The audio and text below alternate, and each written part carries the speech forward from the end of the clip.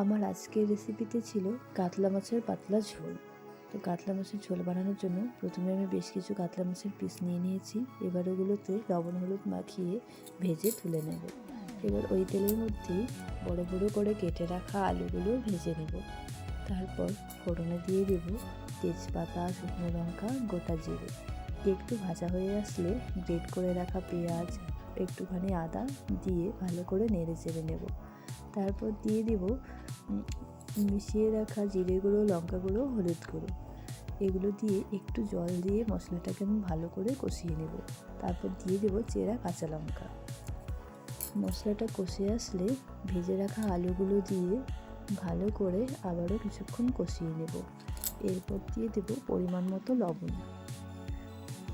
দেখুন ভালো করে কষানো হয়ে গেছে। এবার দিয়ে দেব জল। ঝোলের জলটা দিয়ে জাল হয়ে আসলে মাছের পিসগুলো দিব। নামানোর আগে ধনেপাতা কুচি, গরম মশলা গুঁড়ো দিয়ে নামিয়ে নিলেই তৈরি হয়ে যাবে কাতলা মাছের পাতলা ঝোল।